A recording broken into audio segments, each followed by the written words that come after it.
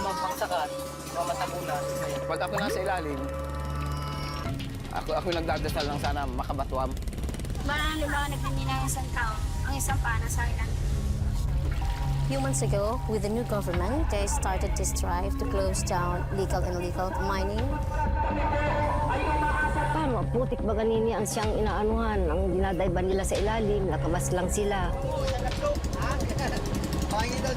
Sana maintindihan din nila yung pangangailangan at hanap buhay ng mga mamamayan. Na they are relying on gold processing, on gold mining. Yan, tinatawag naming hanap buhay na ron.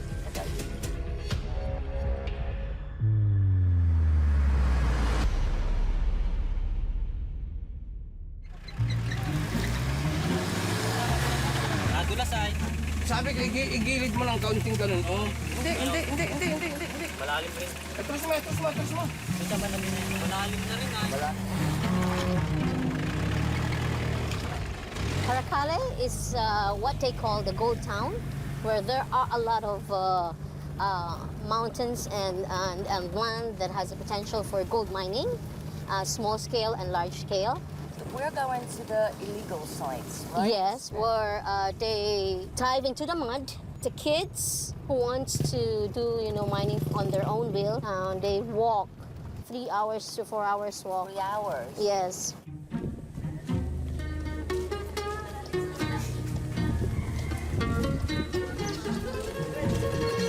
Lagi tayo. Pag tayo binibigyan ng pera, ipunin sana natin para makapagbigay tayo. Dati gustong-gusto ko magkabud. Ngayon, may nanganang pa ako. Sabang kasit-sit na nga ng pa ako ay palit-palit daw tayo. Ito na. Lapit na.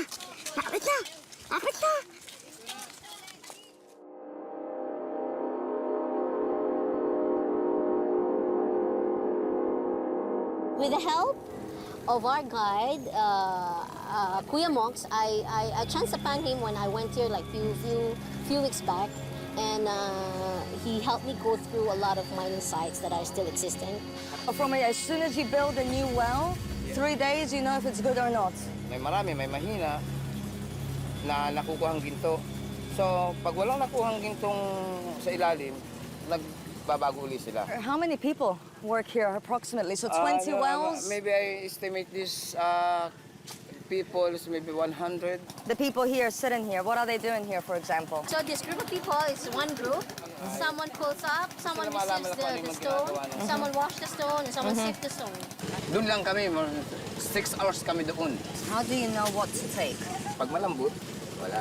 Pag medyo may mga bato, like this one, stone, may Hard, yan. says hard. Are there many sites like this in Paracale? Other barangay or village has this. Ang pinakadelikadong trabaho sa lahat ng napasukan ko. Kasi hindi nga namin nakita kung yan ay guguho sa ilalim, na matatabunan kami.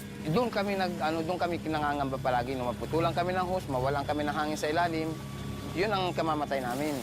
Ngayon, nung naramdaman ko ng hindi ko na kaya, ang lamig sa ilalim ng tubig. Oh, there's someone going in.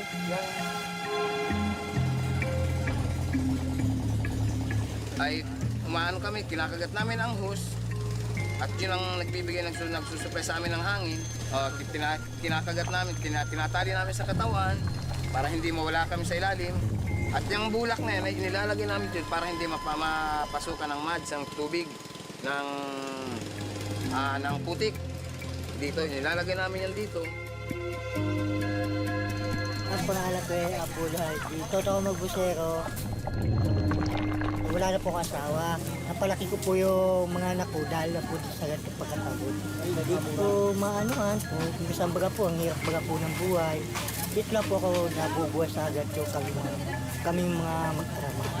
Wala naman po, kumisan na ipakiramdaman po sa ilalim pag kayo medyo alanganin na yung balon. Airflow. Can he explain what he's doing, why he's doing Bakit that? mo ginagawa yan? Matakot rin po dyan pag ano pa siya, yung gumiba po siya, matatabunan ka po talaga sa ilalim. Pero pag hindi na po kaya, Hindi na po niya. Puputulin na lang yung hose nila. Hinahayaan na lang yung nasa ilalim. Kaya na rin po yung nangyari kay Tiyo na balda po. Haven't seen your uncle. Aren't you scared that it will happen to you? Kasi ang buhay, halimbawa nagpindi ng isang tao, ang isang paa nasa ilalim. But why do this? Do something else. Kasi madali ang money. Madali ang money. No money, no eat.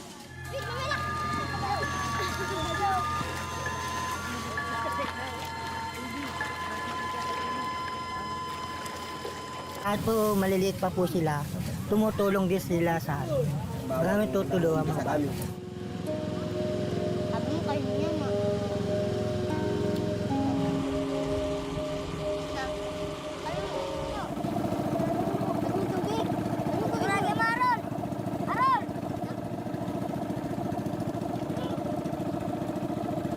Why are you not in school? Wala po kami panggastos. Did you find something? What is that? Can I see? Ano, isang palay. Patahingin ko yan. Salin mo na, hihingin ko yan. Your name is? Harold po, Ilet. Magkano naman ang kinikita mo? Ay, minsan po 115. Mabigyan na po si nanay. Pagka umaga po, wala rin agad. Makaabot po ulit kami dito ni Totoy.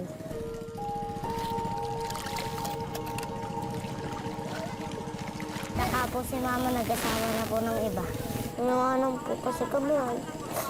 Kaya po, yung kapatid ko po, pinabinta na raw po yung kapatid ko. What happened to your father? Why did he die? Naginom po lason po. Dahil po ko kay mama. Ayoko na po mama sa'yo. Dahil iniwan niyo na po kami. Kung maliliit pa po kami, pinapagtabay niyo po kami kahit maulan.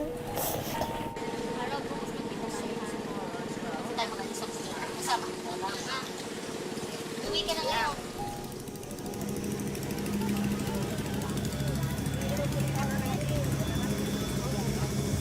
Nangangahulugan yun ay 3 lampos pa lang, di nangangahulugan wala pang ginto. Ilang oras ka na dyan? Ilang beses yung ginagawa sa isang araw? Isang linggo kayong Pag may ginto. pag may ginto, araw-araw. Ay di, sa pangyayaring yun, marami ba kayong nakukuha o If you find gold, how do you divide it? Doon po kami nagpapartihan. But the people that go underwater get more. malaki ang kita? Dalawang share. Okay. The person who dies got 2 shares. Okay. Here. That's fair. Okay. Yes. I think fair enough. Ako po si Eddie de Mesa, isang financer. How much does his pits make every day on average? Pwede nakakaalwa, 5 grams sa maghapon. Tapos 5 grams naman sa magdamag. Kasi ang trabaho nila ay 24 hours. Is it difficult to become a financier? How much do you need? Lang, merong mga 20,000 ka lang, 10,000, pwede na.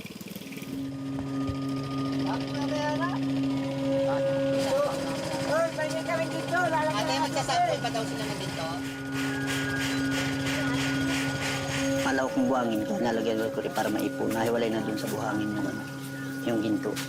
Pag may mercury na. Tapos yun lang, lalagyan na dun sa palyok. Yun sa luto.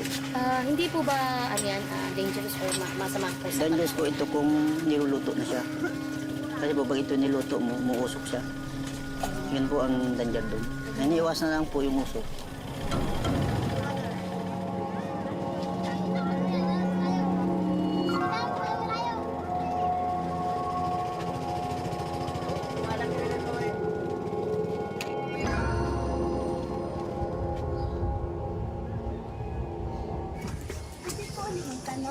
Saan ba ang bahay dito ni Kuya Mark? Diyan?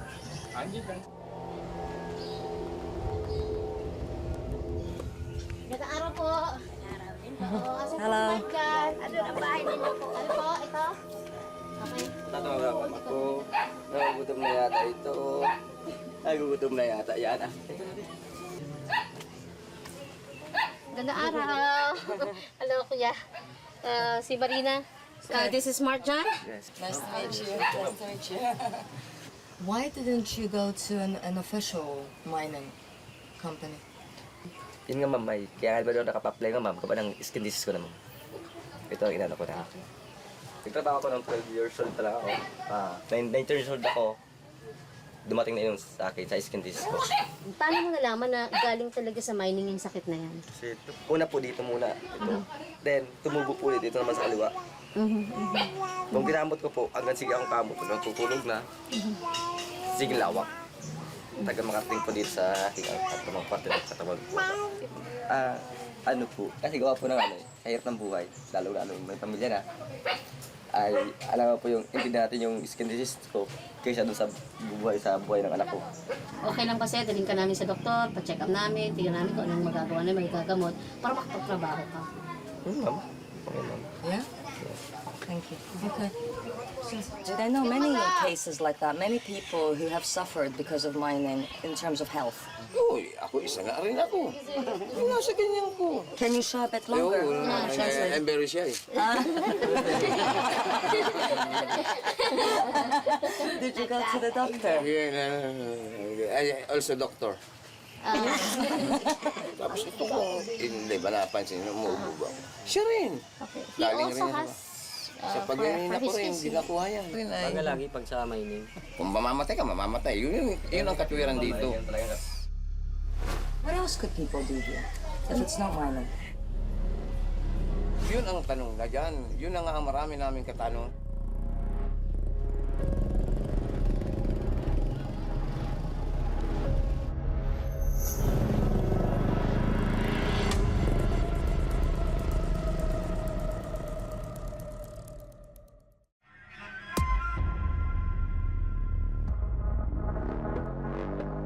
Pero pinapatigil pa kami ng gobyerno dahil ito ay bawal, illegal.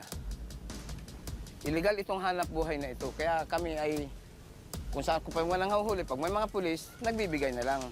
Kasi naghahanap buhay kami ng mahirap, ang mga pulis kukunin lang, hihingin lang, hihingi, huhulihin.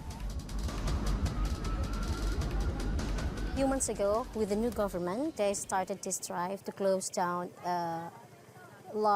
small scale to large scale mining, legal and illegal companies to elevate the quality of life in Paracale. As you can see, some of the abandoned sites are still existing. Some say that they are free to do that because the landowner allowed them to do. Especially if it is a private land and the owner allows them to do it, then could be that the government maybe have some difficulty, controlling it. Yung pagkatapos ba ninyo ng paggagawa ng ginto, saan nyo na dinadala? Dinadala na sa buyer. Ilang beses yung ginagawa sa isang araw? Hapon-hapon. Sa pagbibenta naman ninyo, magkano naman ang halaga ang minsan ng...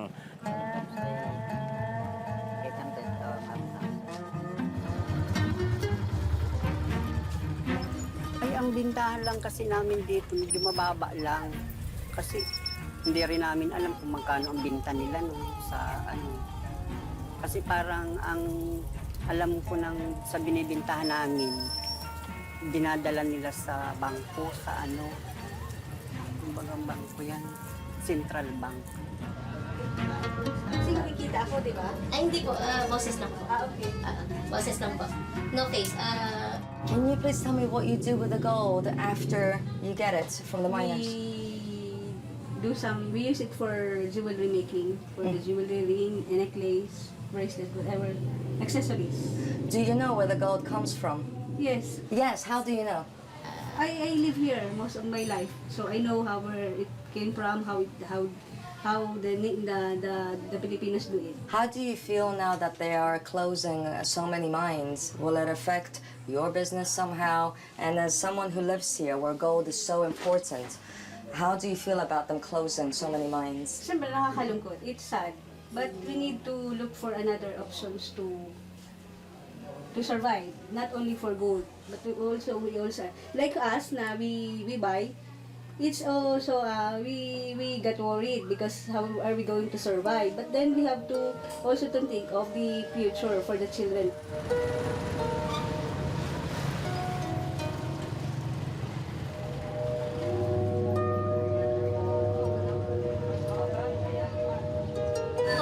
Kumusta? Anong nangyari sa patingin yan? Pakita mo sa amin. Wala ko po yan, pala mamaya sakit po.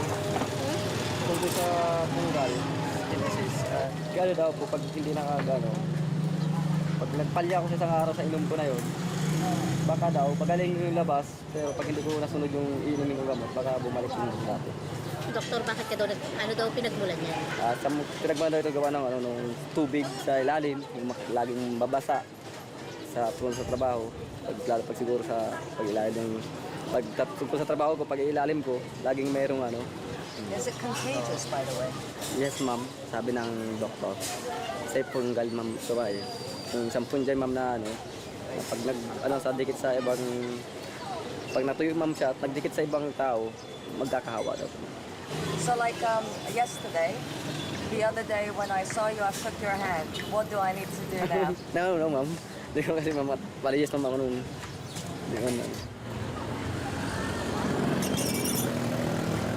What are the long-term health risks involved with mining? Last year, we have about around 264 cases of tuberculosis.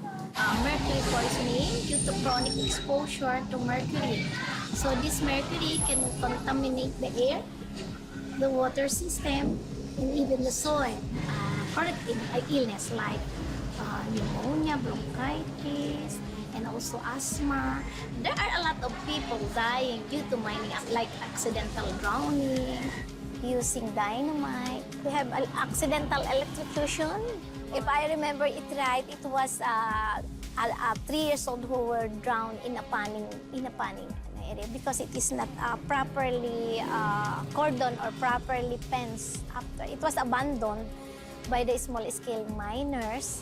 Gawa ng babalik din daw po yun, yung sakit ng balat ko. Kung papasok pa ako dito yung trabaho, yun yung sabi ng doktor sa akin. Now you've made a choice even though it gives you more money, you will not do it for your health. Kung pag nagaling, ma'am, baka siguro mga hindi ko pa rin masabi, ma'am, kasi ma'am, sa'yo ang buhay pa naman. Na ayun na lang ang trabaho. Kung mga pasok sa ibang kumpanya, baka siguro po, kasi may malit po akong may binubuhay rin po akong pamilya din. So he's joining the rally on Tuesday? This is the only time that their voices will be heard? Yung sa taas, kapot sa Manila, para maalaman ni Gina. Kami po ay mayroong alternatibong hanap buhay. Bakit naman pa kami? Kaya naintindihan ko ang feelings nila. But then, dapat sana, kapares ng sinasabi ni Secretary Gina Lopez, na maging responsible miner. Yung Minahang Bayan, on process ang aming application.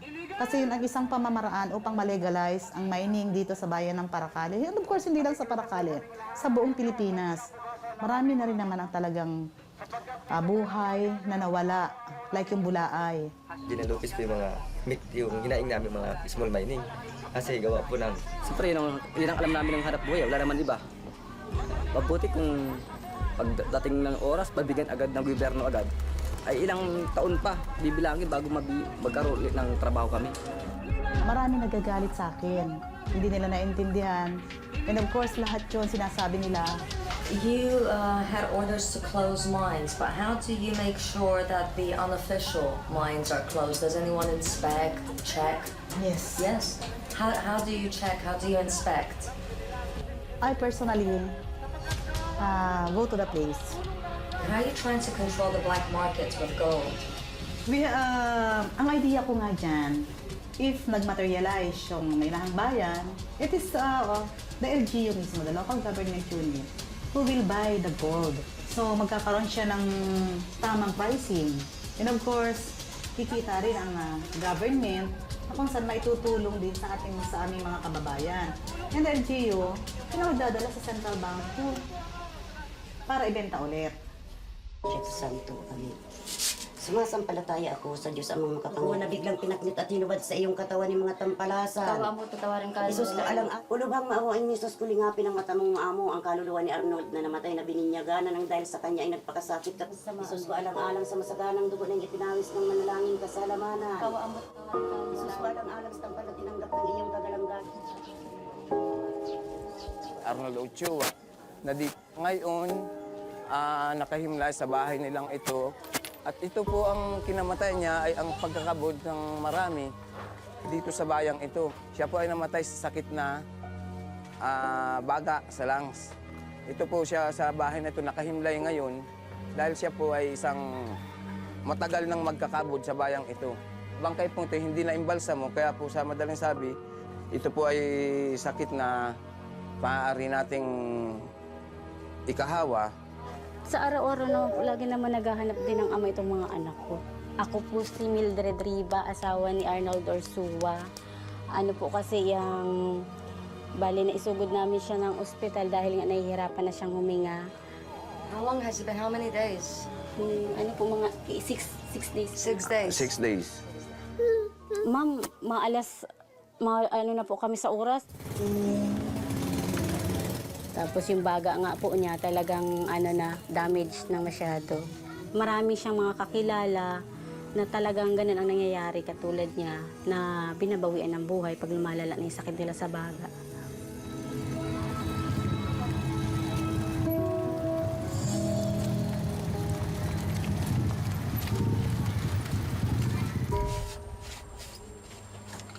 Harold. Huwag gising na. Nagtawa. Kung naglabas ka na.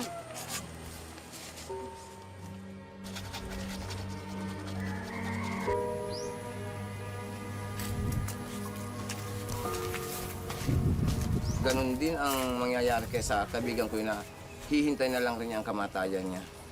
Kasi wala nga siyang pampagamot, kundi ang maasa lang siya sa pagkakabod na yan. Wala naman siyang ibang pagkakakitaan, kundi yan lang. Kaya yun, siguro hindi natin alam, baka tomorrow, next other day, another day, mga almost 1 month, batay na siya. Sana, maintindihan din nila yung pangangailangan at hanap buhay ng mga mamamayan na they are relying on gold processing, on gold mining.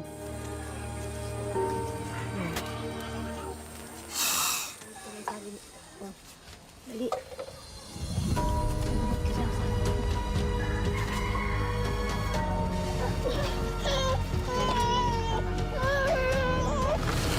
This is Arnold's son from his first marriage.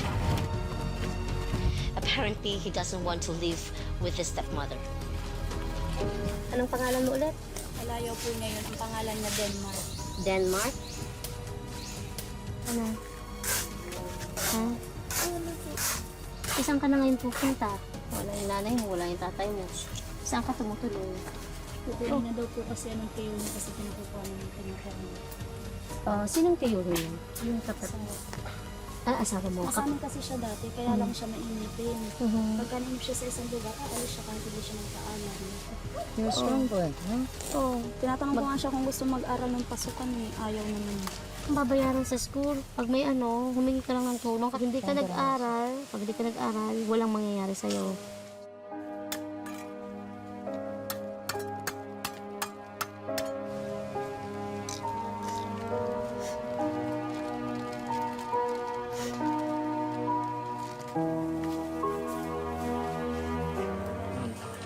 Hindi mo ako nagliligot. Hindi naman. Sila naman kasi mga